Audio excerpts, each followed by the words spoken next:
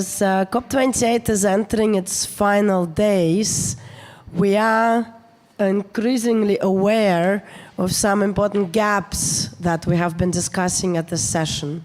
How do we address ambition gap, and most importantly, how do we deliver on that ambition as we are going forward? So the event today is just about that, talking about how can we ensure that climate governance systems are in place to enable us to deliver on the ambition at the global level, at the sectoral level, also nationally, regionally, and locally. So this event today, I'm pleased to welcome you to the event hosted by 5 institutions based on different parts of the globe. It's the Elcano Royal Institute in Spain, Grantham Research Institute at the London School of Economics, Center for Global Sustainability at the University of Maryland in the United States, University of Cape Town in South Africa, and BC Free Basque Center for Climate Action. Rapid economic transitions will require us to achieve climate goals on resilience, adaptation, and mitigation, but they also require us to think about achieving them in a way that do not exacerbate existing inequalities in the societies, and also do not create injustice as we implement climate transition.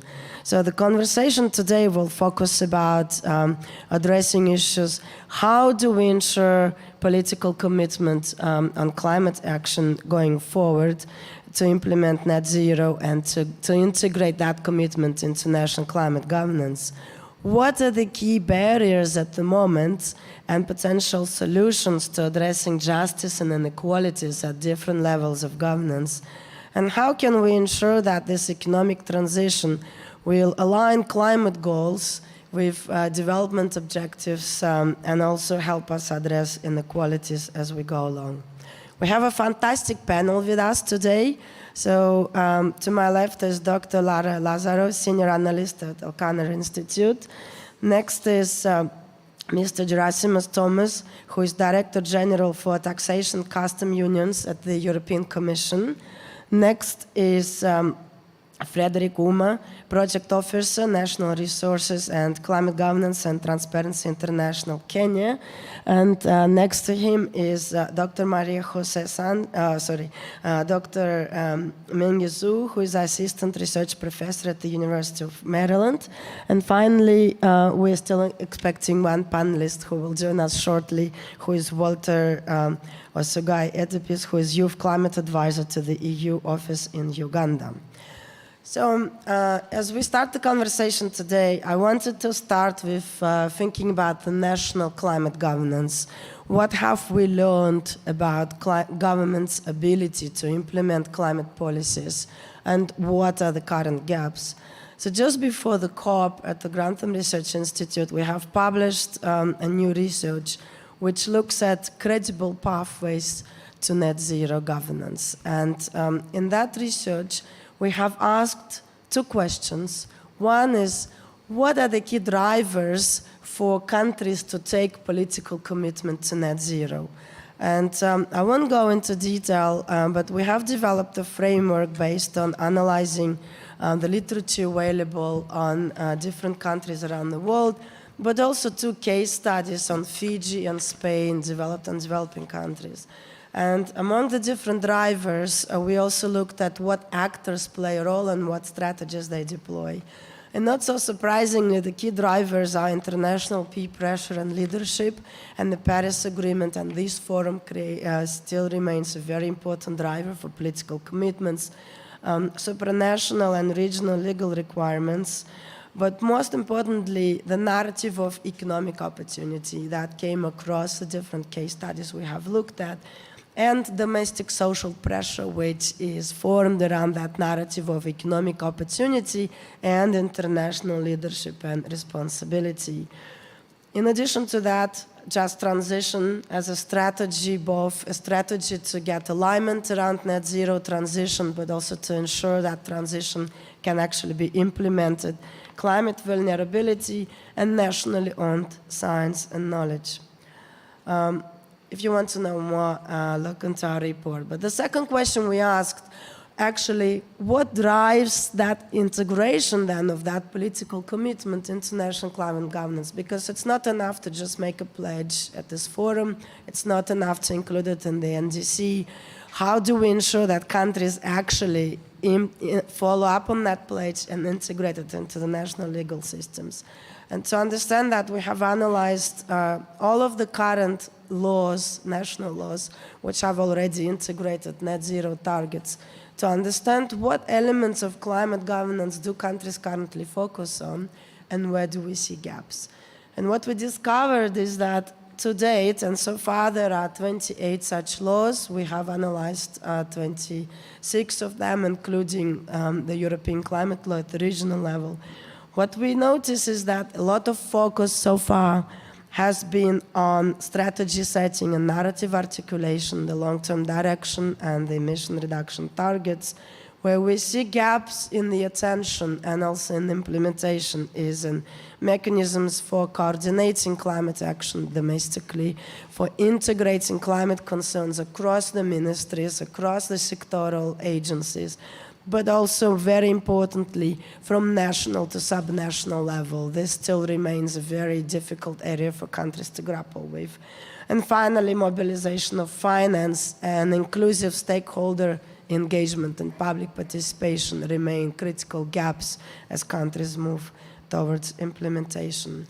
So that's the kind of the snapshot to start our discussion in terms of the national governance. But I'd now like to bring our discussion to the sectoral level, because I think, as we all know, transition to net zero, but also to climate resilient future is not possible unless some of the key sectors globally shift their emission profiles. And here I'd like to ask Dr. Maria Jose Sanz, who is, as I said, is the director of the Basque Center for Climate Change. Maria has been involved in leading, but also contributing to climate change negotiations on forestry and LULUCF sector. So Maria, as we are reflecting today on what is required to accelerate decarbonization and resilience at different governance levels, what learnings can you share with us on what are the key governance challenges and solutions for enhancing the role of LULUCF sector in accelerating and ensuring just and resilient transition to net zero globally? Well, I guess the first thing is to put in context why the FOLU sector is so important, particularly the FOLU part, no?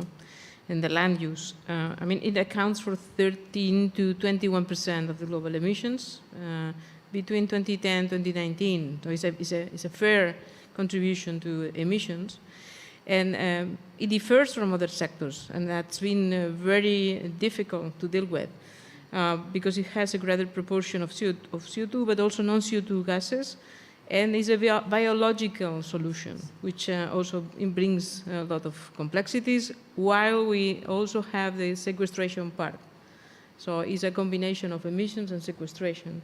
And you know that, that we need some leverage to become carbon neutral by 2050, and most of this leverage is put on the shoulders of the FOLU sector.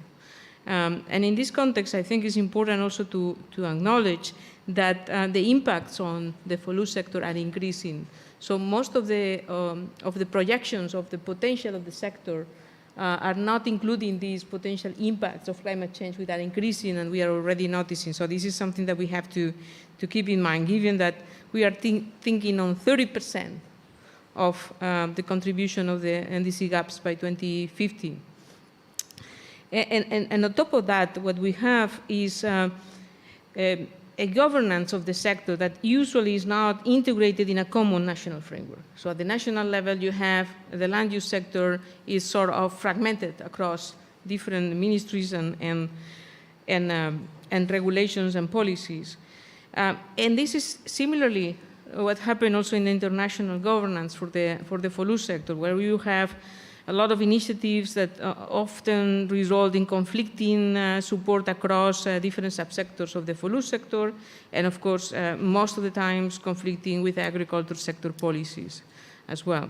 So the integration at the international level is being promoted sometimes through soft law programs, promotion of integrative approaches, but I have to say that there is not been very successful so far. So we have some barriers that are related mostly to means of implementation, but mostly at the international level and up to some extent national level as well, is about orchestration and coordination. So what we have is basically insufficient funds, mobilized, and lack of non-monetary incentives many times, or good integration between monetary and non-monetary incentives, as well as lots of duplicity of efforts and disconnection across different initiatives at the international level. Of course, this could be addressed, approaching them in a more integrated manner, but this is not so easy. So far on RED Plus has been an example of, or an example which is qualified as success internationally. And I think at the international level, the process was a success, but the implementation of the process still lacks from being a success today. And one of the reasons of that is because it's been a lot of focus on capacity building, which is good, on readiness, a lot of focus on MRV systems, sometimes even excessive focus, so too sophisticated systems that are very difficult to be maintained with external support many times, because the view was to achieve results-based payments at the end of the pipe. But most of the people forgot about that in order to transform the sector, you need investments, and you need to do investments in a very wise way, in a very integrated way. And this is still lacking behind. So therefore, the international governance remains very complex. I mean, we counted about more than 80 international institutions and initiatives that are relevant to the FOLU sector that are ongoing at the moment, and they are not talking to each other, right?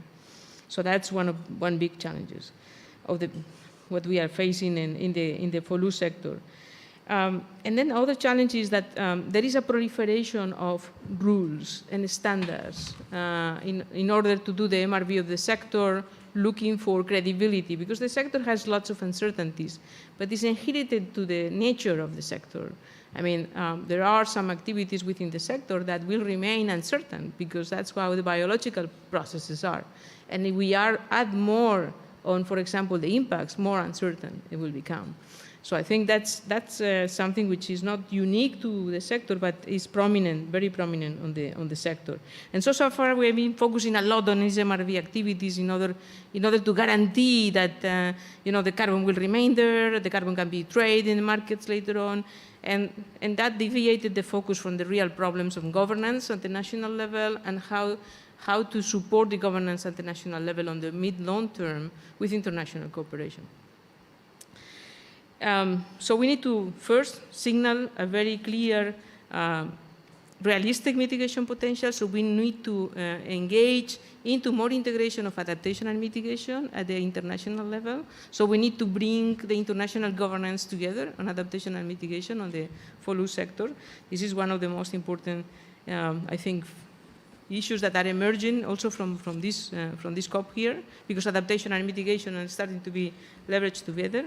And there is no governance, international governance structures for that yet, but I think in the case of FOLU, we can bridge some of the existing ones. And another problem is the means of implementation. So despite of the expectations that were created with the RED Plus, there has been an insufficient mobilization of resources to support the transformations, as I said. And there is a lot of duplication of efforts. I mean, different donors go to the same country and they duplicate efforts. They enter from different points in the government and they create a lot of noise. And this is obviously don't help the country to really articulate their strategies within the new paradigm, which is the NDC, and increase their domestic ambition, because that's what Paris changed. Now every single country, every developing country can start including the sector in their own domestic ambition, which I think is probably what all developed countries did in the past. And as you remember, there was no trade with sinks in the past for NS1 countries. Some domestic trading systems were put in place and they didn't work very well. So now we are thinking that this is going to solve, and we should establish a very strict governance on how to incorporate markets into the international forest mitigation arena. And what is happening with the forest is a lesson learned from any other land use. So I think we learned a lot with the forest, and all the challenges that can be applied to forest can be applied to other land uses, peatlands, for example, or even croplands or other lands. So I mean, what could be the recommendations to strengthen the global governance? Well, I think there are, let's say, 3 priority areas. Enhancing and aligning the international cooperation, so the initiatives that are ongoing should be aligned and avoid duplication, and we need the spaces for that. In the past, for REDD+, for example, it was the REDD Partnership, where all these initiatives were meeting once a year and they were trying to sort of orchestrate. This is not happening anymore. I think this type of exercises should be recovered, and we need a space for that. And we need that those initiatives that will find this space will align to the Warsaw Framework in the case of forests, because this is the basis for the governance under the convention. So if you deviate from that, you lose all the capital that was gained in the negotiations and the building of the framework. And the framework is sort of overarching enough that you can go deeper later on if you need to, but you don't respect the main elements of the framework, which includes the investment phase. I think is going to be not successful. The other thing is basically the rules and modalities on transparency and accountability, because now we have NDCs, we have the transparency framework, the sector is a part of this, and we need to ensure that whatever we do in terms of side initiatives for international cooperation and international governance are also sort of non-inconsistent with what the countries will do under the transparency framework. And I think it's important to establish some linkages between what the transparency framework is going to do in the context of the Paris Agreement, and how other initiatives that are going to support countries are going to do with those types of standards for other purposes, including, for example, voluntary markets or other type of initiatives, as well as aligning with other important elements like the non-CO2 elements, including, for example, the Biodiversity Convention and the initiatives which are emerging under the umbrella of the Biodiversity Convention and its new targets. And the third element, of course, is the means of implementation. I think one of the problems we have is that we tried in the past to rely on one single source of finance, which is markets. And what we are seeing, and countries are seeing now when they're trying to access support, is that in the case of the sector, one single stream for finance is not going to work. You need to have diverse streams of finance in order to cover the phases that were foreseen in REDD+, for example, which was the readiness, and we have sources of finance for readiness at the international level. Some countries are already internalizing with domestic investments the readiness part, but we don't have a clear landscape for investments, for transformations. And we have an emerging space for resource-based payments, including the GCF. It has a window already that was very successful. It was spent half a billion in 3 years. But again, the Green Climate Fund is also working on transformation on the sector, and I think this has to be sort of, burst and enhanced, including adaptation and mitigation together in the case of the land use sector. And then you have to align with the private sector. So we have to ensure that the private sector also is chipping in. And that is where we have to be innovative and creative, because so far we have been thinking in terms of resource-based payments, compensation, offsetting, and things like that. And I think we have to go beyond that. I mean, this can be a fraction of what is needed, but we need also some sort of national, international governance, which also strengthen beyond resource-based payments towards transformations. And we had long discussions in the GCF about land use transformative projects, and it's not an easy thing to discuss. And so I think we need the private sector chipping into this discussion of how we deal with transformations on the land use sector, and not only hoping for offsettings in the future. So I think this is more or less the situation with the land use sector. I guess it's a sector that has been suffering from a very conflicting and long and difficult discussions in the last 2 decades. But I think we have lots of lessons learned that we have to capitalize on the governance side as well. Thank you, Maria. Really useful, valuable points on, highlighting the challenges, again, coordination and proliferation of standards. I think it might be a recurring theme today for our conversation, but also for offering those really useful practical recommendations on how to overcome that. If you have questions on forests, start thinking about them, because Maria will unfortunately have to leave us at 4. But before that, I would like to now go to Frederick Uma, who is with Transparency International Kenya. And Frederick, I wanted to talk about on-the-ground implementation and your experience in Kenya. How do you perceive some of those barriers and challenges we already started touching upon, and maybe some additional ones that we haven't talked about? And how do you think, what do you think is hindering justice and equality in the implementation of climate policies, and how can we overcome those barriers? Could you talk about experiences you encountered in Kenya, on how can we overcome the barriers and design climate policies that address both mitigation and adaptation goals, but also allow us to ensure that justice and equality is improved during the implementation? Thank you. Thank you so much, and thank you for the invitation as well. Since the COP started, I'm no longer at Transparency International, so I'm now in government to basically lead the governance of climate change in the government. Congratulations. So, yes.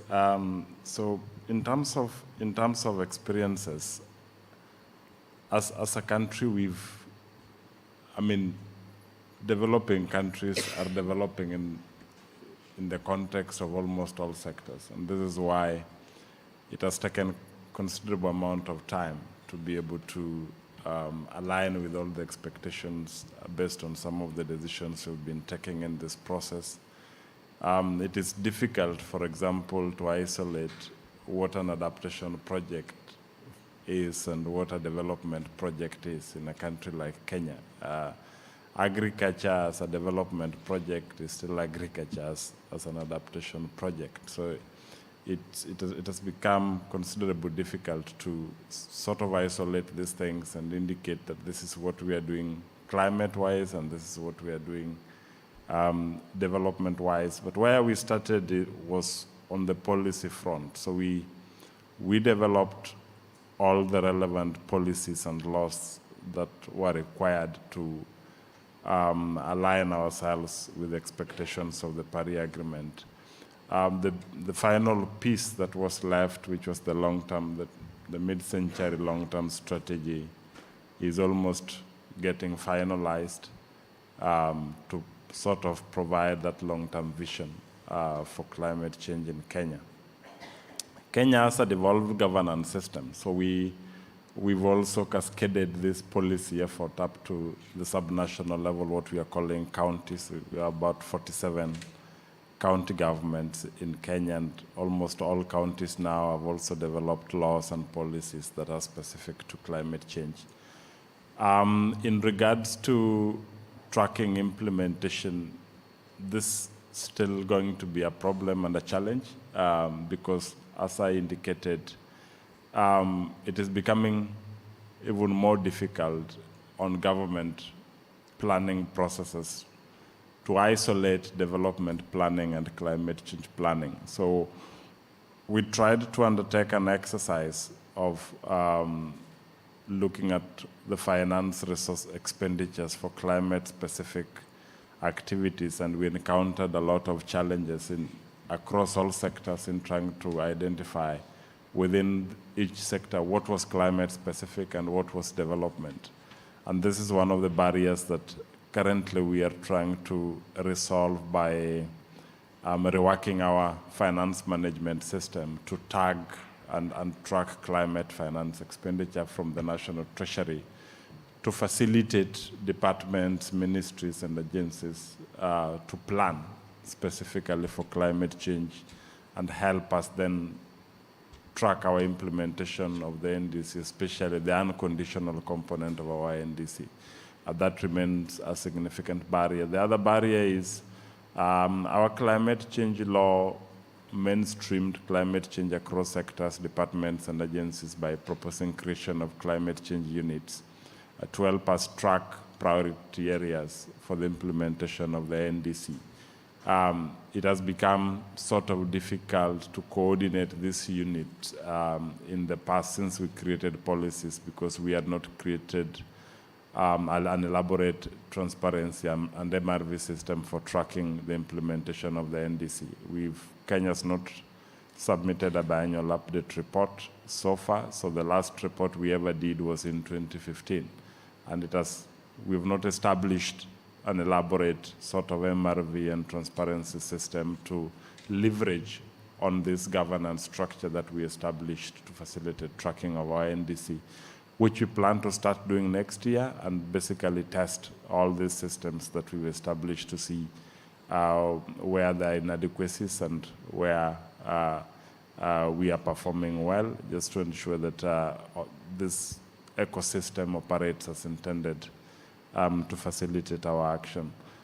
Finally, we've sort of reorganized our NDC implementation by developing national climate change action plans, which aligns with the 5-year term of our government, so that anytime we have a government in place, we do a prioritization process for different sectors based on what we want to prioritize as far as climate change is concerned, in line with the development agenda of that particular government. Because if you read the Paris Agreement, it basically ties the implementation or addressing climate change in the context of sustainable development and poverty eradication. So even if you were to achieve 100% renewable energy while becoming poorer, then you can't claim you are actually achieving the objectives of the Paris Agreement. So this sort of balance is what we are trying to execute by ensuring that we embed our climate change approaches and strategies within the development strategy of the country, to ensure that we are dealing with both issues at a go, because we are developing, which is why even in the GST we are pushing for the space to develop, the policy space to develop, even as we address the negative impacts of climate change, because that is going to be very important for developing countries like Kenya. So far this is where we are. My task now is to make sense of this in a governance sort of perspective and ensure that we are safeguarding livelihoods and we are doing this in a just manner, that we are developing and we are getting people out of poverty, and we are creating decent jobs as we cut emissions and trade or complement or offset other people's emissions within a mechanism that ensures that we are not really disrupting livelihoods and creating more poverty in our country. Thank you so much. Thank you so much for sharing this experience. Thank you so much. Fascinating experience. I think we are looking forward to hearing more in the discussion. I'm sure there'll be more questions about the details of what you're trying to do with this integration between climate and development. In the meanwhile, I would like to hear about experience from another region, so Latin America. Lara Lazaro from Elcano Institute, you have done work on assessing strategies and policies on just transition and implementing net zero in a just and equitable way in Latin America and also in Europe. So what have you learned from your research? How can rapid economic transitions in those regions be aligned with considerations of urgency, net zero, but also justice? And what policies and governance arrangements and practices have you identified in those regions as being particularly effective? Thank you so much, Alina. This is work that I've undertaken with my colleague, Isabel Lara Miranda, from the European Commission, and unfortunately she couldn't be here. She's the lead author of the policy paper. The paper is online. It's called Just Transition, Strengthening Cooperation Between the EU and Latin America and the Caribbean. We all know that the impacts of low-carbon transition on the labour market and public finances can be large. That includes jobs lost in the fossil fuel sector and high-emitting industries, accepting lower-paying jobs, having to relocate, having obsolete skills, having to upskill and reskill, lower fossil taxes-related income and lower public expenditures for certain regions. So we can end up having stranded workers, communities and sectors. So we look at the ILO definition of just transition as greening the economy in a way that is fair and inclusive as possible to everyone concerned, creating decent work opportunities and leaving no one behind. With this in mind and knowing about the strategy, the new strategy for Latin America from the European Union that was recently published, we thought about ways to strengthen cooperation between the EU and Latin America and the Caribbean.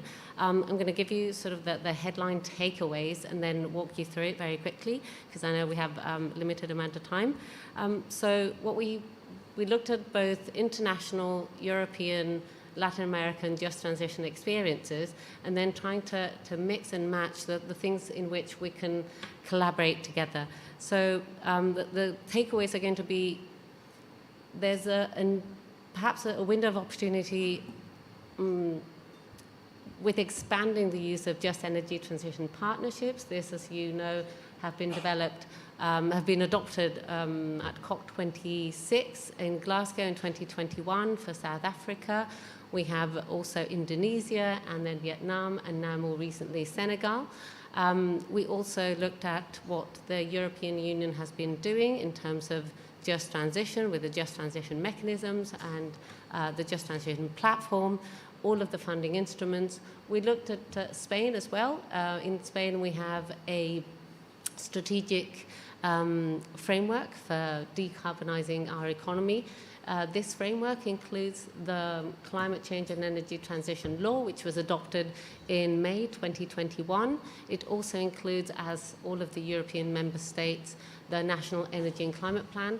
But the other pillar of our decarbonisation strategy is a just transition strategy that was adopted in 2019. It's a 5-year strategy that will be updated shortly.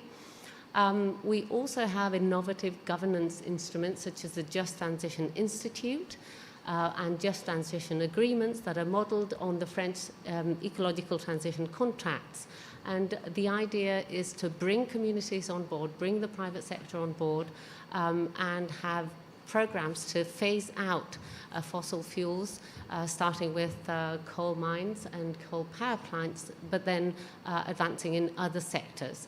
Now, our just transition strategy, what it doesn't include is the phase-in of renewables. We're having backlash from civil society and from certain communities against the massive deployment of renewables, and it is possible that the upcoming just transition strategy in Spain will include that as well.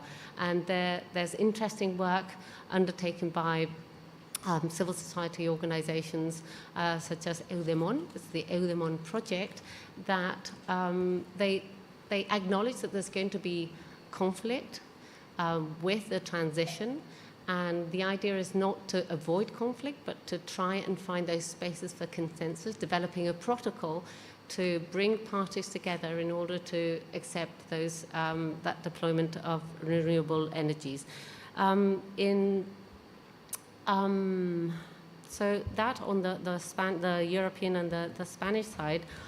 On the Latin American side, we know that 13 out of the 50 countries in Latin America are considered highly vulnerable, that 17% of extreme weather events since 1990 have happened in the Latin American region, that 78 million people are working in sectors that are potentially exposed to climate change or its policies, and they have particular difficulties in the energy transition, which include access to capital, high cost of capital, weaker social safety nets compared to Europe. There's a fair amount of informal work, 49% on average in the Latin American and Caribbean region, with heights of almost 90% in the Andean countries, almost 75% in Central America, less in Chile and Uruguay.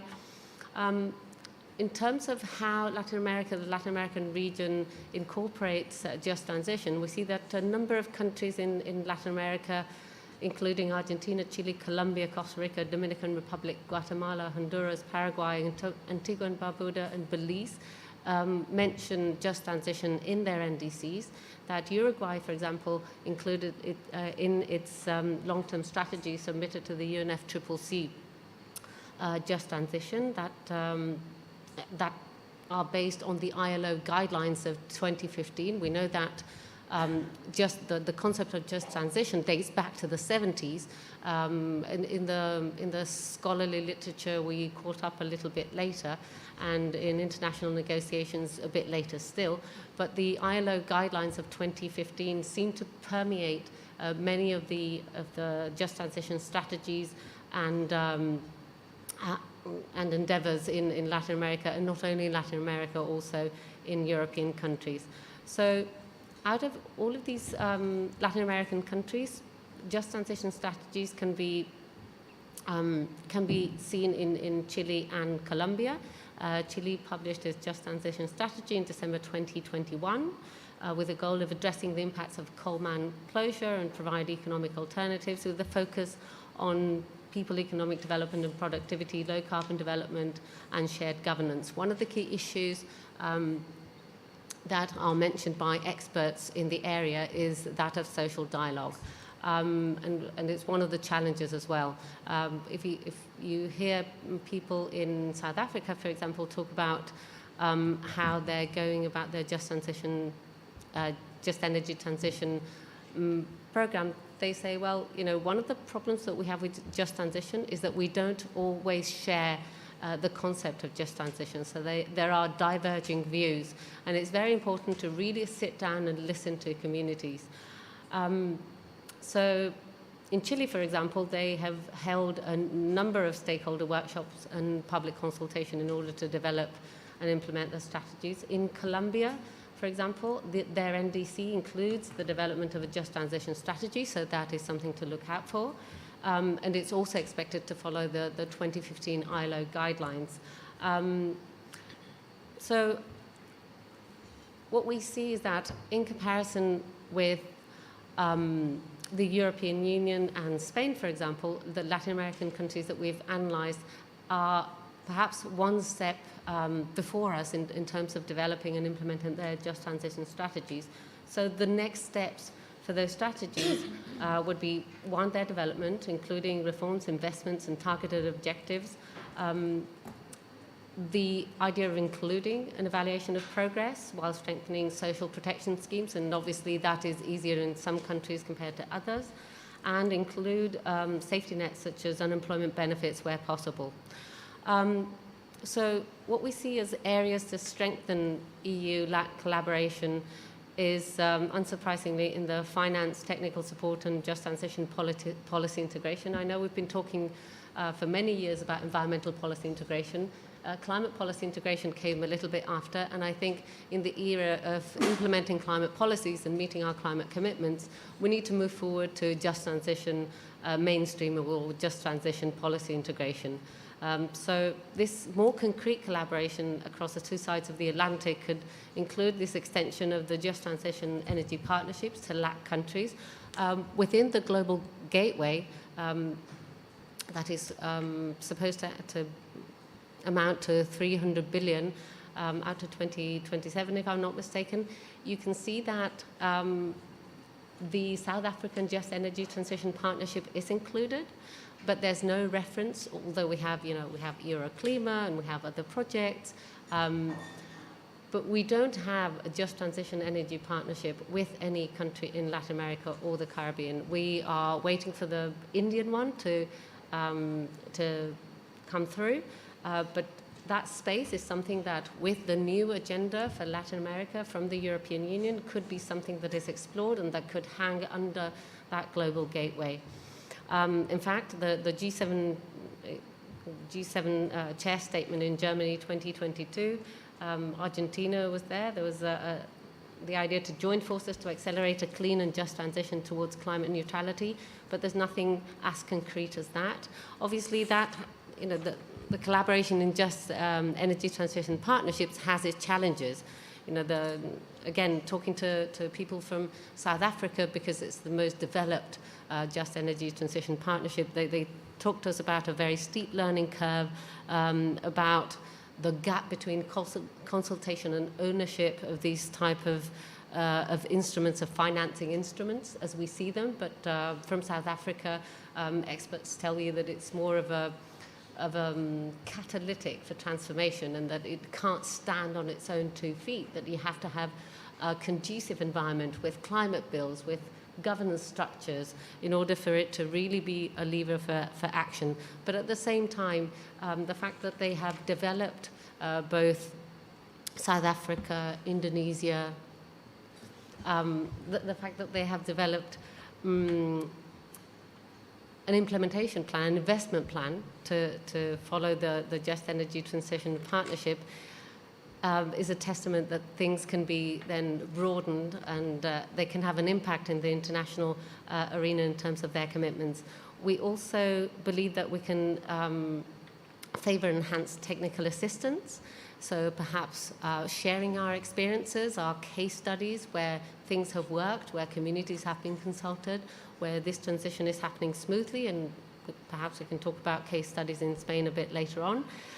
Also sharing our networks. We have the RIOC. It's an Ibero-American network of climate change officers to include just transition in that, and to share experiences between Spain and Latin America. And finally, mainstreaming just transition measures in existing cooperation with LAC countries. Thank you, Alina.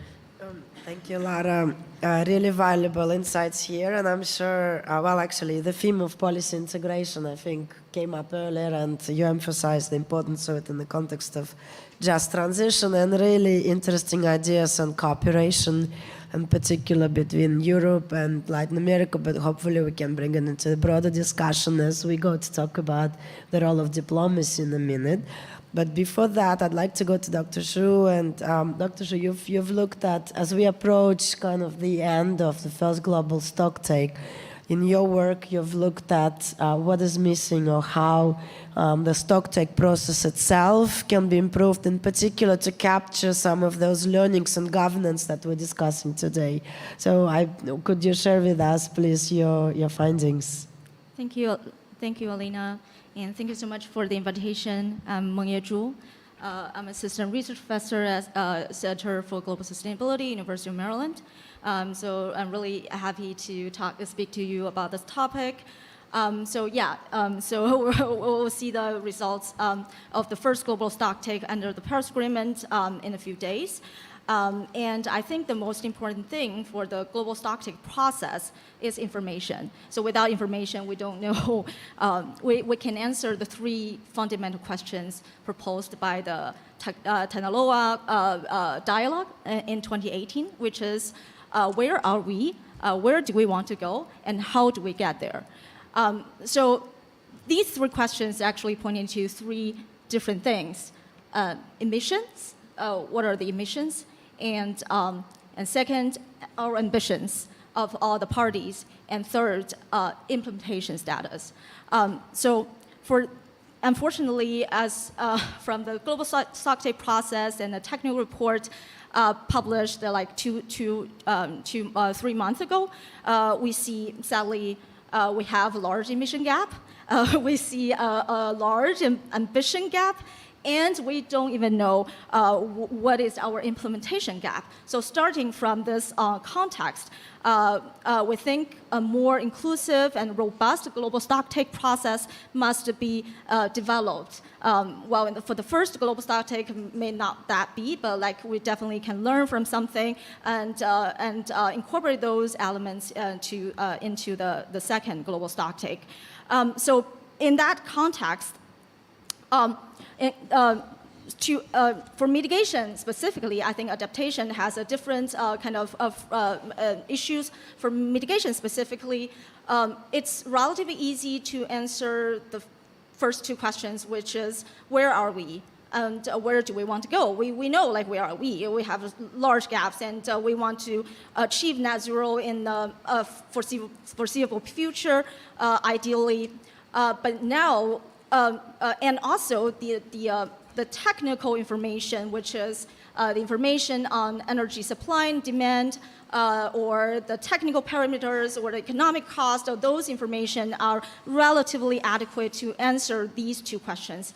But where one part is missing, which is how do we get there? And that actually relates to the implementation gap, where we really want to see the outcome of the first global stocktake and what will be the implications for all these parties after we get the outcome.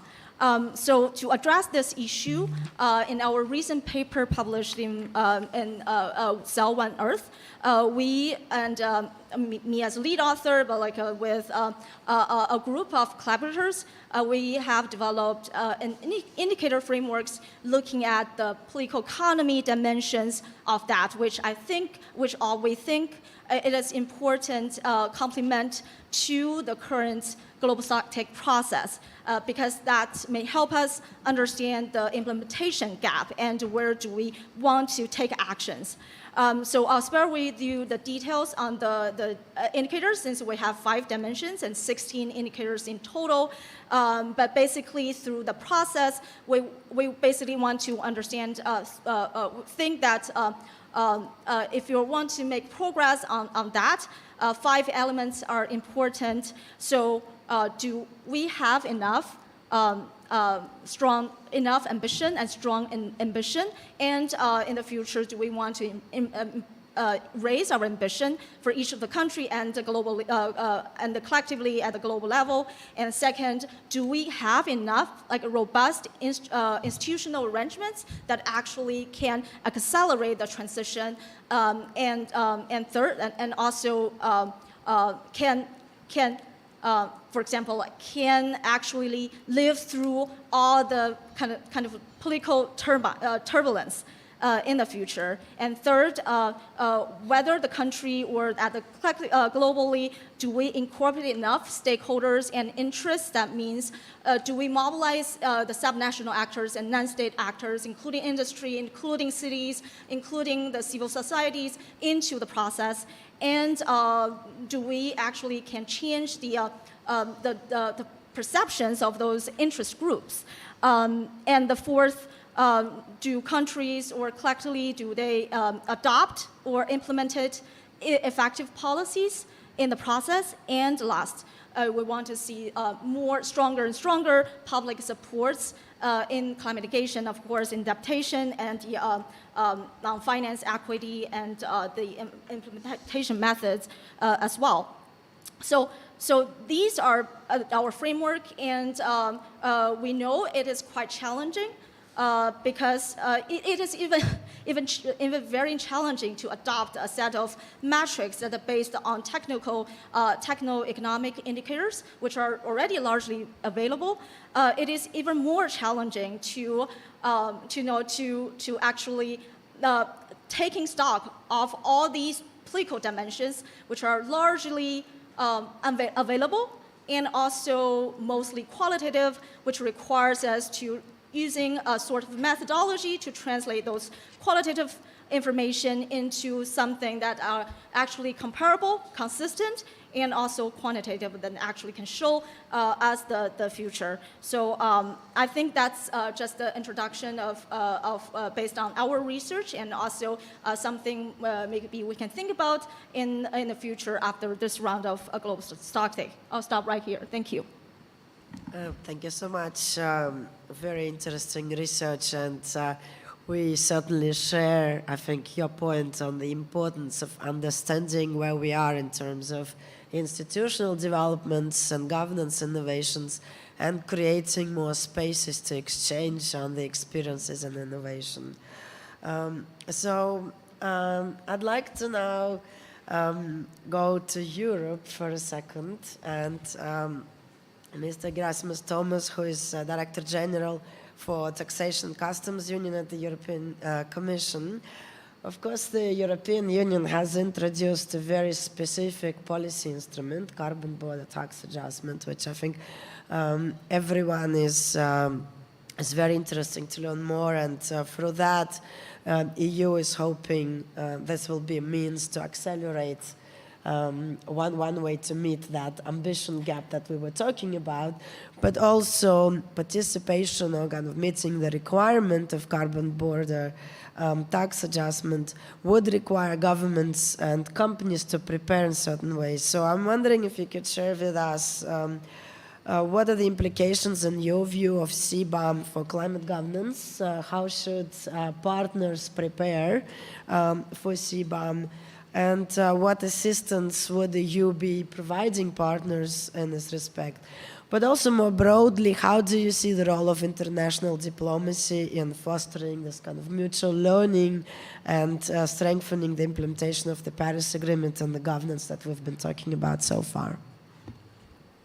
Thank you very much, and thank you for inviting me, and congratulations for the issues that you have put that are very broad and much more important than the CBAM. So I will say, as an EU, we have important ambitions, and I think if we take emissions, ambitions, and implementation that we just heard from the previous speakers, I think we have been very successful in setting targets, in delivering on targets. We have just a very ambitious package to reduce our emissions by 2030, and we have into climate law our net zero target.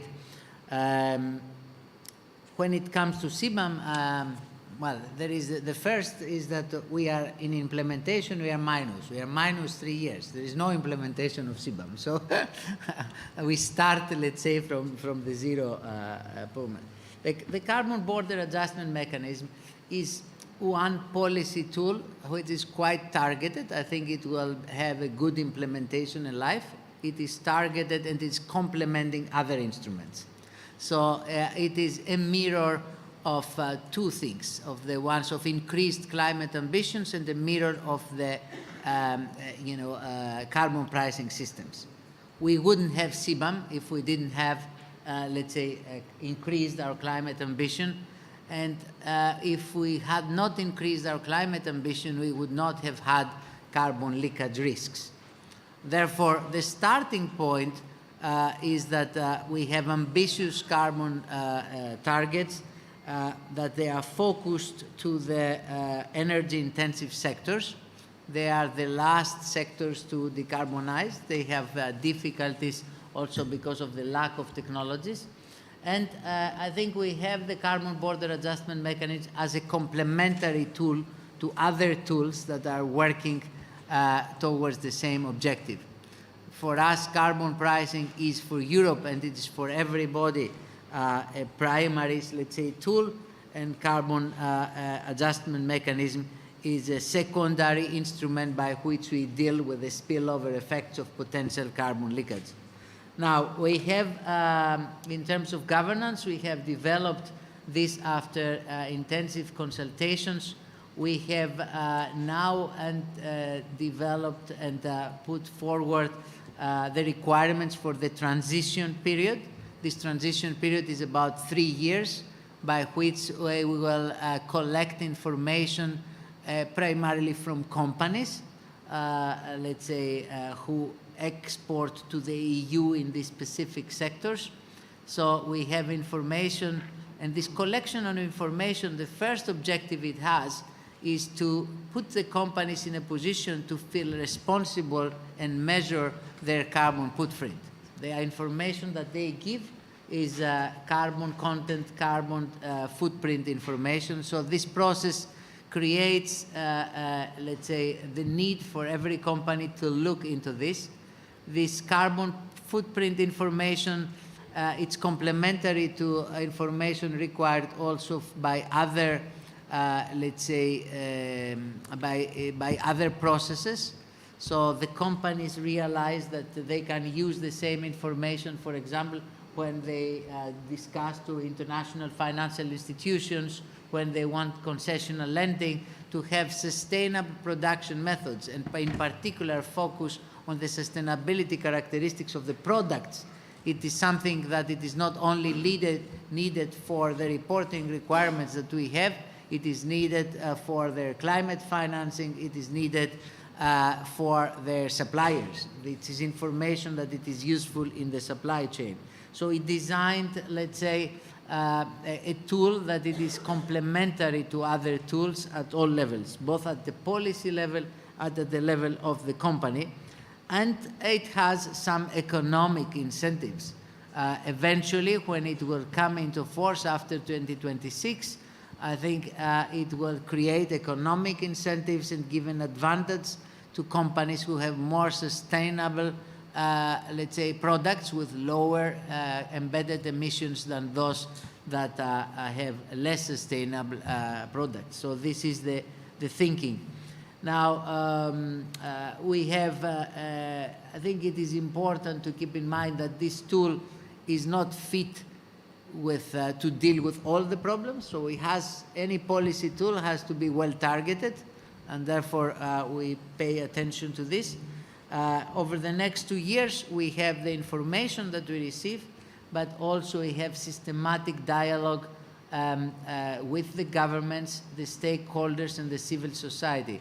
All the reporting requirements in terms of a process, the reporting requirements that we have created and now for the transition period, and all the methodological issues that we still have to develop over the next 2 years, we do it in a very transparent way. We have the stakeholders, we have the civil society, and as EU also invite countries around the world to join. In the first group that developed the first set of issues, we had 12 countries from all over the world participating, and we will have more now in the next phases. I think this is a mechanism by which we try to internalize, let's say, some of the issues and get value added from the input that we get from governments and companies and put them to discuss together. In this specific sector, it is important, as it is about the decarbonization of specific industrial sectors. It's obviously the partnership between the public and the private sector is very important. So I think it is a tool that we will see how it goes. The actual implementation will start in 2026, but this transition period has a lot of buy-in. I think the signals that we get is very encouraging. We are already learning lessons. I had a tour of Asia, and I had a lot of meetings here with the private sector. We have provisions on how to reduce the burden for small companies, for example, and this has to be understood. We do not need to overburden in the framework of just transition. We need to burden the big emitters and not create administrative burden to small companies who only play a small role in the creation of emissions in the supply chain. So we have an instrument that we will test. We'll say the emitters who create less than 20% in the process of the emissions, they don't need to report. They just need to be aware of the supply chain. So I think these are issues that we have to keep into account, and we are taking into account in order to ensure that the added value of the instrument is also done in a fair way, and that doesn't put the burden to the final SME for if you have steel nuts and bolts, you do not want to hold the small SME who makes the nuts and bolts responsible for all the process all the way. You need to put the process and the burden to the steel producer upstream. So I think the elements of justice that you have here are incorporated. I think our experience, you will be there to judge it, but I think it shows how pertinent are the questions that you put to have an integrated approach to the policy tools that we use for each action. And to answer your last questions, well, in this particular case of carbon border adjustment mechanism, it had a big impact on international diplomacy. Somehow, even if it's not a very important tool, it has much more interest, on this. So if you get us traveling or talking in conferences around the world, I think it is good because it's very focused and it's very real. It has a real impact on the companies. We also made careful, I don't know if CBAM is a good name, but we do not have other names involved, cities, processes, references to a lot of historical events. So it's CBAM or you stay with dirty industry. So we prefer to do everything to make sure that carbon emissions in these energy-intensive sectors go down. And this is a common challenge. If you have big steel producers, whether you are in Latin America, in Africa, in Asia, or in Europe, the technologies and the models have to align in this, and all of it's the general interest to do this properly. Thank you. Thank you so much. Very interesting points. I'm sure there'll be lots of questions in the discussion. But in the meanwhile, I'd like to welcome our latest addition to the panel, which is Mr. Walter Osigaya-Tepesit. He's a youth climate advisor to the EU office in Uganda. So far we've talked about governance and implementation at the national level, at the sectoral level. We talked a little bit about companies, but of course the critical level is local level. Walter, you've done quite a lot of work with ICLE, but also with the local stocktake in Kampala. So in your view, what is necessary to enable action at the local level? What governance institutions and processes are working well, in your view? Where are the gaps? And do you have any positive examples you can share with us from Kampala in that respect? Thank you.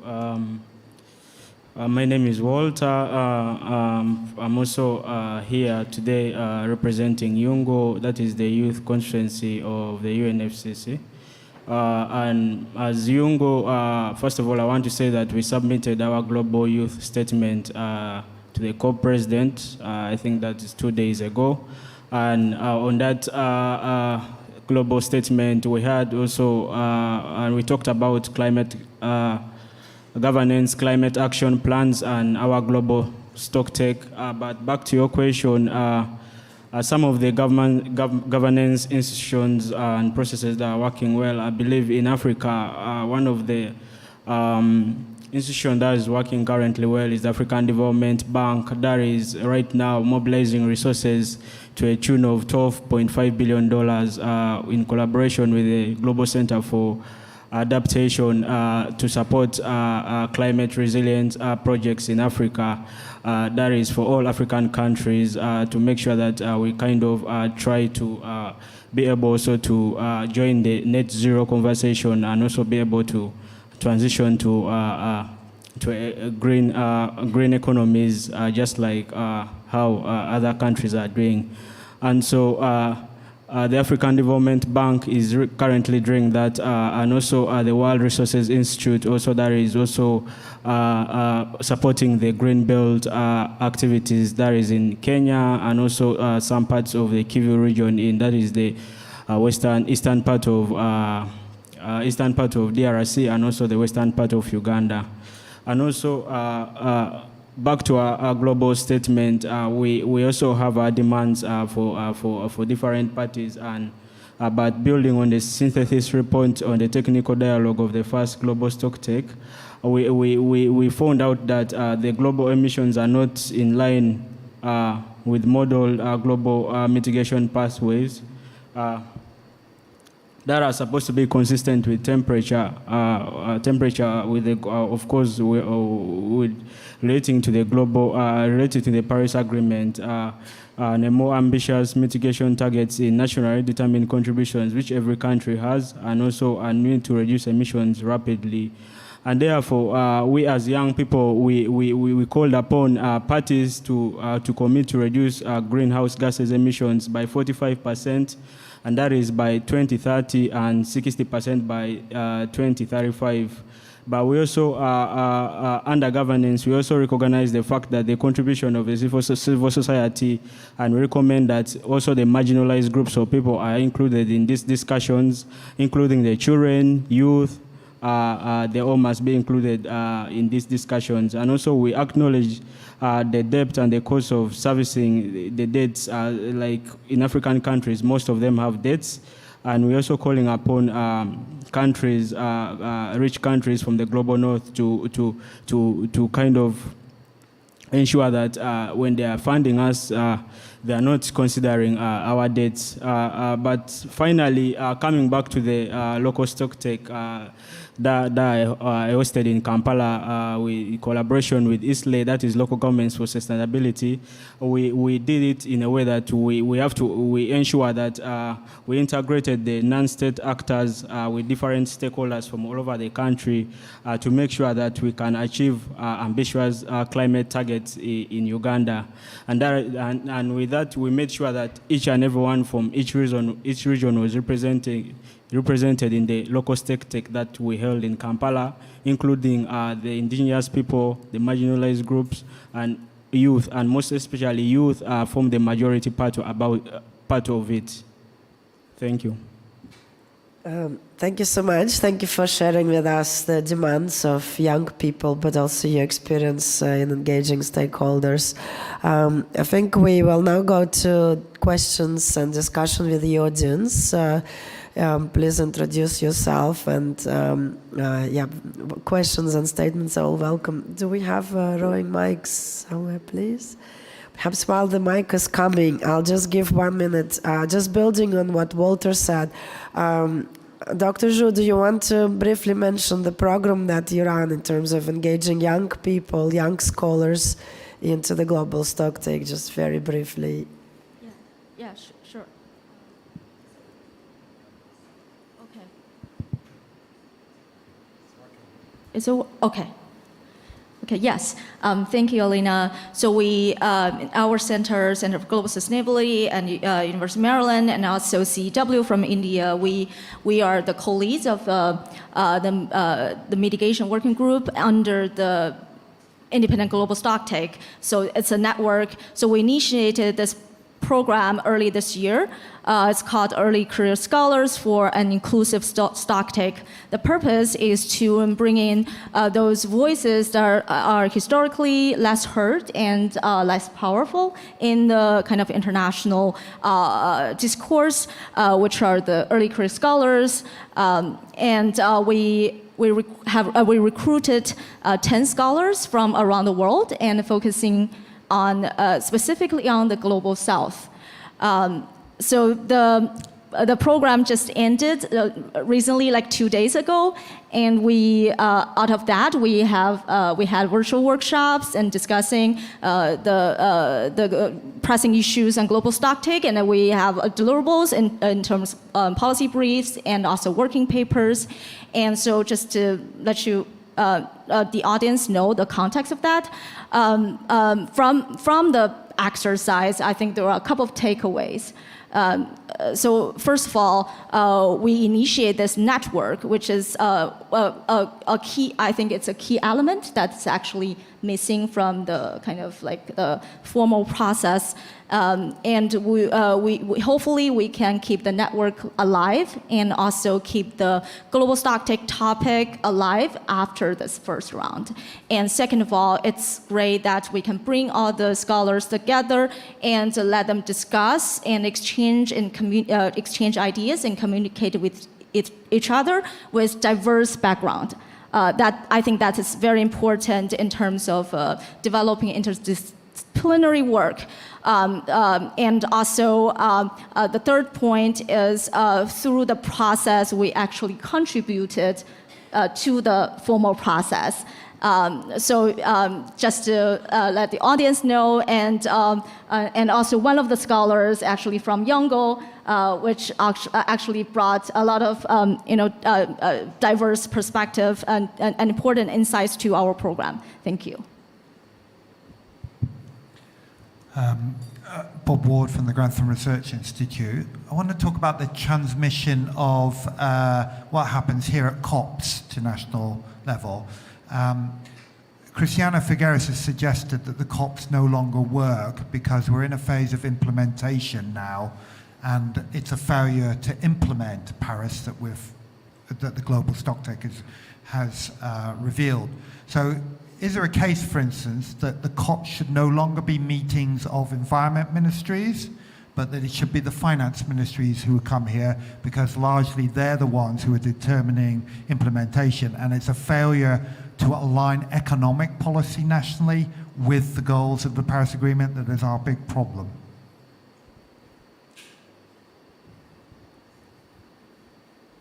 Let's take a couple. Okay. Hi, my name is Karina Weinstein, and I work for FXB Climate Advocates, supporting youth climate advocates around the world. And I have a question for Walter. I wanted to know, what is the role of young people to keeping their national governments accountable to the political commitments they make to net zero? Thank you. Okay, so who would like to take the first one? Yeah, please, Frederick. Yeah, the first one is not very difficult because I'm a negotiator and I'll be running away at 4:20 because we are in the final days of not sleeping and trying to get those decisions. This process is very useful and very important because we keep talking about emerging concepts. When we started talking about climate change, it wasn't a very mature conversation. Over time, we realized that it cuts across our development objectives. We tried with sustainable medium development, were they MDGs, medium development goals, and then we evolved to sustainable development goals, and then we realized that the adverse effects of climate change were cutting across all those goals and were basically frustrating our efforts to develop and ensure we have a safe space. It is also an important space because it provides a platform for what we are currently doing here. Sharing experiences, sharing knowledge, having a conversation on how to cooperate internationally to achieve some of the common objective that we seek to achieve, because this is a cross-border thing. It's not like Kenya can sit down and solve its climate change issues. Three, the decisions that we take here are easily implementable if the country itself has the internal governance system to take them up. What has happened is, for a long time, we left this to ministries of environment, and we didn't popularize this across different sectors and ministries, which is why the mainstreaming term came. Can you integrate this across different ministries and departments? And we started, in Kenya, we started having a conversation with our National Treasury and created a climate finance unit within the National Treasury so that we can have this conversation with them. And that is what has actually made them aware that now they have to redo the entire finance management system and create an 8th code to track and code climate finance expenditure to help us track our unconditional component of the NDC. That wouldn't have happened if this process didn't exist. So it is, and if you look at how the GST package is organized, there is a whole section on international cooperation. It's going to be difficult to have that conversation, including cooperative approaches and all this conversation, including CBAM. which Kenya is enthusiastic about, and me as a technical person, I'm worried about, because EU is at an advanced stage and talking about taxation for companies. Kenya has austerity measures, which forces it to increase tax obligations on companies to be able to generate whatever it requires to generate revenue, and IMF keeps telling you, you have to tax this, you have to tax this, you have to tax this. That already makes the cost of living expensive. If that company has to export to the EU market, then there is an additionality that is transferred to the consumer, which makes livelihoods more problematic, because you're making the consumer more poor because they have to spend more. So these are two far viewpoints which we have to bring together to ensure how do we solve what EU is trying to solve without making life more expensive for the communities in Kenya, for example. So you don't get that conversation if you don't create such a space. We just need to have a conversation, how do we make it serve us better than what it currently does? Thank you. Well, I think as the closest representative to the finance ministries here that you have, we are not exactly a ministry of a country, but we are, I wouldn't agree with you. I think the COP has a purpose, and the climate, bringing together the climate people, it's very important. I think it is very important to have what was mentioned in the introduction, the coordination of the different strands of government. And you cannot do it by moving from one minister to another. You need, let's say, to have the engagement across the government. There are many governments that do it well, and there are many that come here, and many governments that do not do it well. But it is needed, this across the ministries' ownership of these climate issues. I think it is also important to share experiences. I think we will see, as it was said from one of the other speakers, how the global stock-taking exercise, what is the results it will give. So the agenda of the COP can focus, or part of the agenda can focus to implementation issues, and this means that different people have to be involved, and different indicators of success in the many pages of the conclusions can be identified. But I think leaving everything to finance ministers alone, it is not going to solve the problem. I think now with Frederick, we need to have a bilateral discussion. I think that it is certainly, you know, just to say, to answer on the basic comments, if there is an industry that has, let's say, different companies in the sector that have to be decarbonized, I think one has to see the relative analysis of the instruments. Of course, a jurisdiction can say that for me to buy the fertilizers produced in Kenya or somewhere else, they need to reply with the standards. If you have the standards, you can export them. If you do not, you don't export them.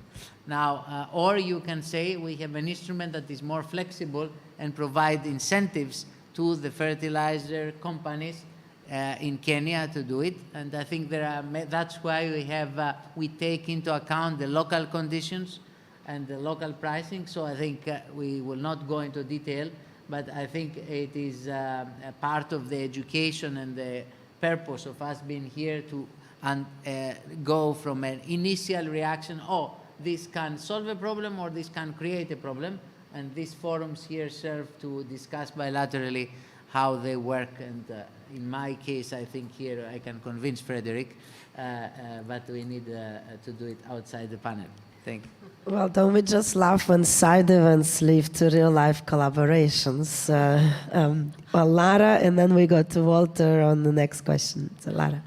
So just very quickly, I was listening to your question. I don't know whether it's appropriate for me to quote research from the LSE back to you, but in the book, I believe it's the 2018 book on climate legislation with Sam Pankhauser, they say that, you know, going perhaps down to the national level, what impact do these COPs have on national governments for a country like Spain that is very polarized? we seem to agree more or accept better things that come from the European Union or from the international arena. That might be an isolated case or not, but I think that's valuable. And perhaps the idea that countries that host COPs are more likely to adopt climate policies or climate laws in the case of the research is also a valuable outcome.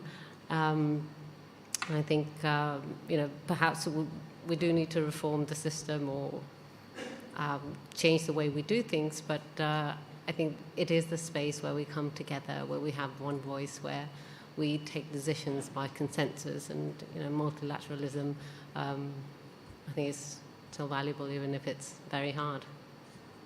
Thank you.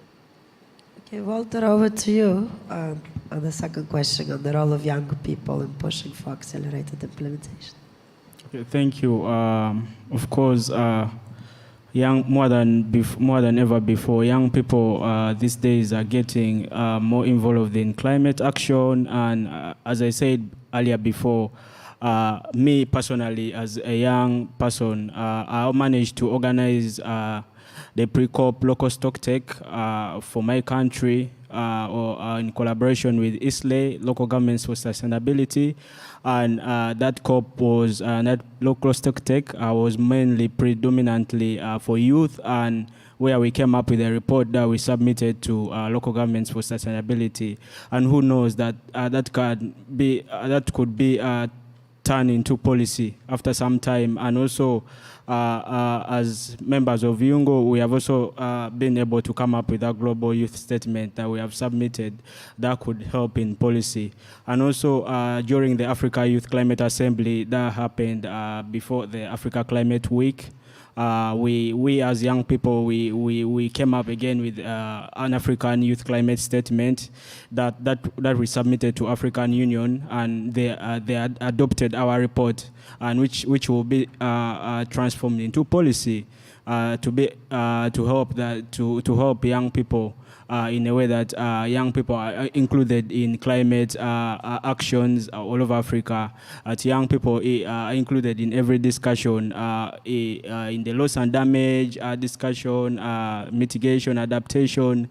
But earlier, as I've said before, the African Development Bank is already mobilizing funds, of course, which will prioritize that the young people are at the forefront of taking action in their local communities. Of course, also taking note of the bottom-up approach, where we are having the local people owning up these climate resilient projects in their local communities, instead of considering the bottom-up approach, because the local, the bottom-up approach is mainly the best. So in that local stocktake that I had, of course, you see that mainly the voices of the young people were really heard, because each and every one contributed, came up and brought in their demands. And I believe having this local stocktakes is kind of more better than even having conferences where high-level people come and talk and what. But I believe that this local stocktake for our countries is really a good initiative that brings people from all over the country with their different demands for government, and also for other institutions that are financing us with climate finance. Thank you. Thank you, Walter. We have 7 minutes. If we're super efficient, we might be able to take 2 questions, but at least one. So I recall there were a couple of hands. Who has? Yeah, so 2 ladies here. Who has the mic? Let's take them together. Hi, thank you first of all for all of the panelists. It was very insightful to listen to all of your cases. My name is Tatiana Saraseko. I'm a research associate at Bielefeld University in Germany. And this COP, we're talking a lot about financial architecture and its restructuring. But besides that, what kind of partnerships are still lacking but are crucial within this international cooperation, broadly speaking, or maybe specifically focusing on your cases that you presented? Thank you. Thank you so much. And just behind you, please. Thank you. Thank you so much for giving me the opportunity. I think I would like to contribute more on how to address justice and inequalities in implementation. And I represent the voices of indigenous and minorities across Africa. And my interest would be on climate financing and climate change resilience, targeting specifically the indigenous populations who are majorly affected by the impacts of climate change, especially on adaptation and mitigation. So it is very critical that debates on climate change and resilience carry out and involve the participation and especially on policies, on climate policies and debates, so that they are policies that are pro-indigenous people and minorities, but also there are strategies for consultation and taking their voices, especially indigenous knowledge, to influence climate resilience. Thank you. Thank you so much for raising this point. This is absolutely critical, and I think it's fair to say in Europe we are learning now hard way how important it is to get all the voices, in particular marginalized voices, into the development of climate policies to avoid the backlash and to ensure that solutions address the needs of the most vulnerable and most affected in the community. But who would like to take the first question on partnership in the panel? And if anyone would like to come on indigenous participation issue as well, please feel free. Partnerships? I can have a little bit of comment on the first question in terms of the partnership. I'm not an expert on climate finance, but I'll just give an example on the U.S. and other partners program on the Just Energy Transition Partnership, which firstly established in South Africa and last year in Indonesia. So the JETP is actually a financial program. Actually, the U.S. and the other partners mobilized billions of dollars into both countries. I'll give example on the Indonesia case, mobilize those financial flows into it. But I think one of the challenges, a lot of like climate finance, including JETP, is actually based on debt and loans, and eventually, which means it's not grant-based. They will just it's an investment, and you have to give investment returns if those investors are putting their money into those projects. And as we know, JETP is for fossil fuel phase out. Indonesia case is coal phase out and phase down. It is very hard to actually get revenues from these kind of exercise. So which means the climate finance in JETP has some issues, and the current platforms need to figure out. And it's still it has been challenging, and there is still a long way to go. So just the one case of those kind of partnership, I think the point is not just establish something together. We see a lot of partnerships and platforms for those kind of corporation. But the other thing is, so the core of the issue is not partnership. I think the core in terms of the climate finance is how to mobilize or incentivize the developed countries, in the U.S. case, and to actually give real incentives to those developing countries. And that may not be based purely on the kind of business type of practices, rather than a kind of a real grant-based analysis, since many of the energy transition projects may not be profit. So how would that, have some develop more robust mechanisms to figure that out? So that's just a quick example on the partnership. Yeah. Thank you so much. Perhaps from my end, I'll add, I think the big value of partnerships, maybe the biggest value, is in mutual learning and exchange of experiences. And there are, of course, multiple partnerships. For example, the Coalition of Ministries of Finance for Climate Action, which was also here at this COP, which now includes over 90 countries and institutional partners around the world, which is a means for ministries of finance to generate experience and exchange in a safe, non-political space on how they can better get prepared to address climate action. There are, of course, coalitions of countries like Low Carbon Coalition and various others which have the same purpose. So I think for me that's one of the critical value added of such partnerships, is that mutual learning.